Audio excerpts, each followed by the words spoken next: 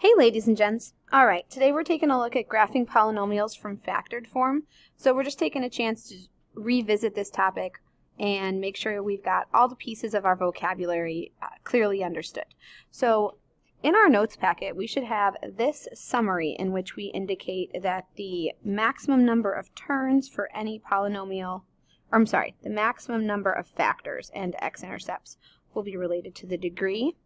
That degree will also determine our end behavior, because if that degree is odd or even, that's going to have a certain shape, and then leading coefficient being positive or negative is also going to be a contributing factor. So those two things together will help us think about our end behavior.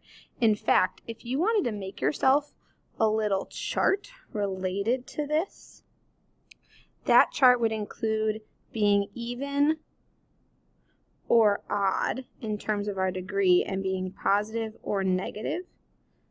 Even would be up and up, whereas odd would go down and down. Negative would go down and down. And then an odd would be down, then up, and an odd negative would be up, then down. So this is our even. And this is our odd degree, and then positive and negative leading coefficient. I'll pull that chart up again. And if you look at the graphs from the top of that page, you should see that pattern emerging in terms of the connection between our x-intercepts, factors, and degree, our number of turns, and then how that leading coefficient affects whether those arrows point up or down. All right, so we've got one graph in here already made for us. Using these three factors, we've determined we had a degree 3 along with a positive, which, by the way, you could take all of that information by just multiplying the first three terms together, the x, and the x, and getting x cubed with a positive 1 in front of it. That's letting us know we have a positive degree 3. And then we used each of our factors to get an x-intercept. 3 x-intercepts to be precise, and then substituted in 0 to get our y-intercept. So that gave us 4 points, and then the fact that we had a degree 3 positive meant we were starting down and ending up, and then we used the fact that our graph had to be continuous in order to connect all of those points. So what I would like you to do right now is start to build all of that same information for example number 2. So pause your video.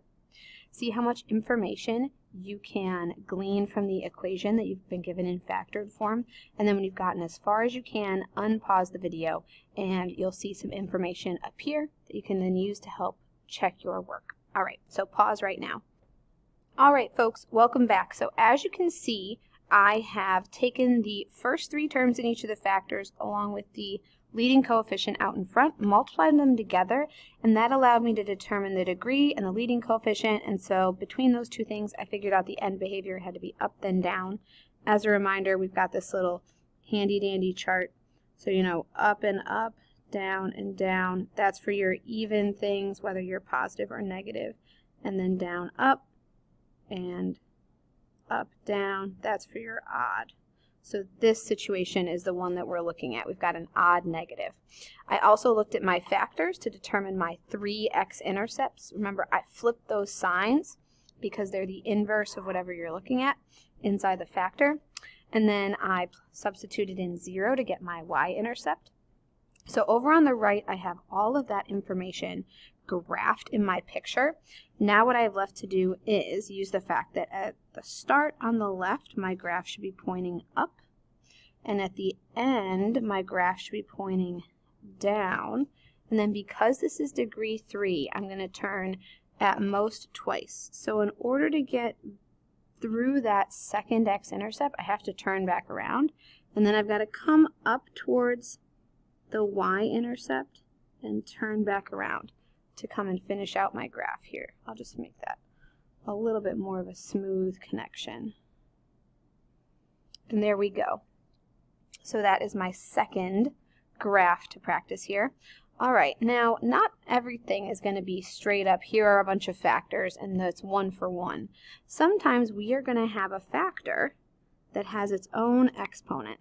So technically we've got like 1, and then we've got x squared, and then we've got another x squared. Now remember, this isn't the entire polynomial that we're multiplying out, just the leading term.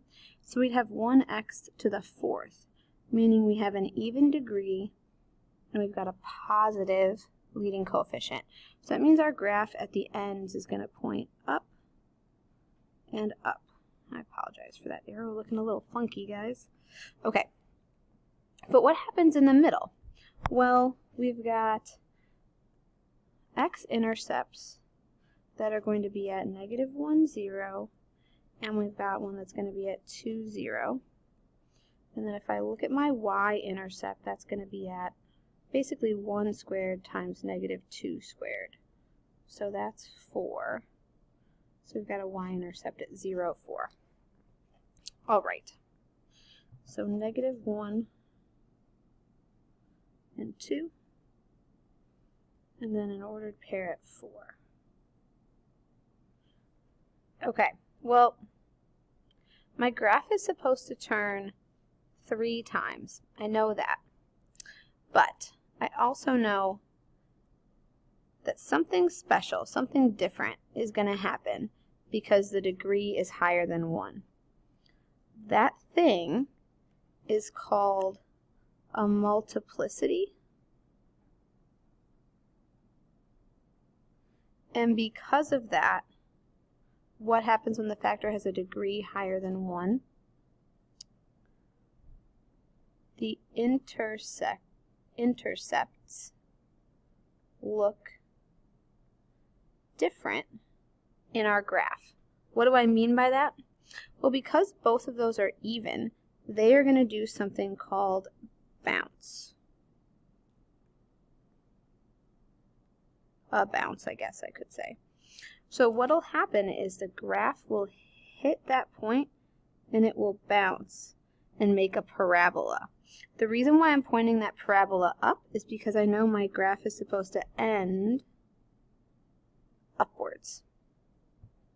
And then in order to get to my y-intercept, it's going to make its 3rd turn. So this graph's going to end up looking like a little bit of a W. Now, if the degree is odd, the multiplicity is odd, your graph's going to go through. And the degree to which it goes through, like in terms of how sharp that is going to depend on how big that odd number is.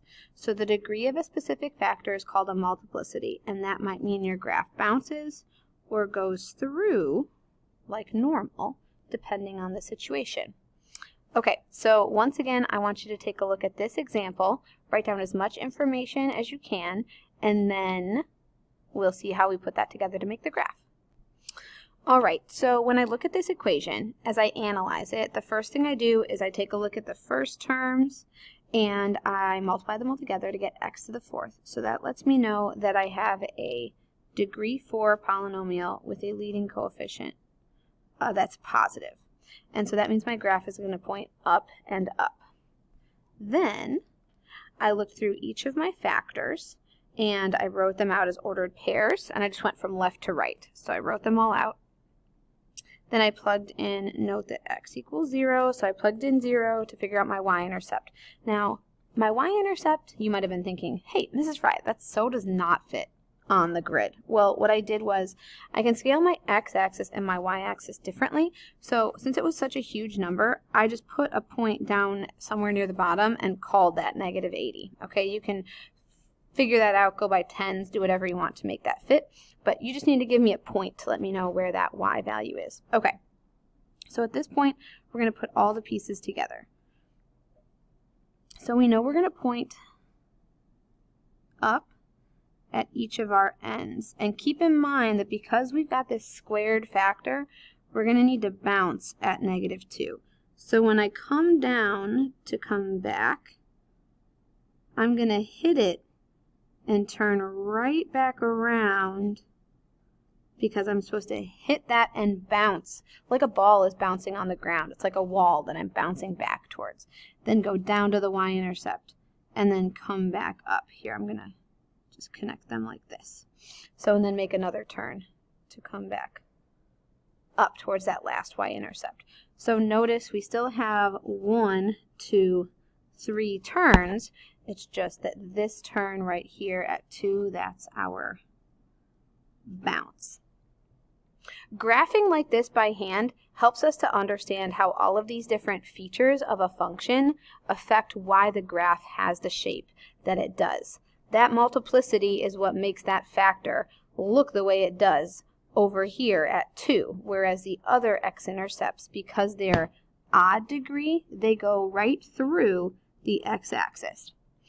And then things like the degree help you figure out why the arrows point in the direction that they do and why they're symmetric.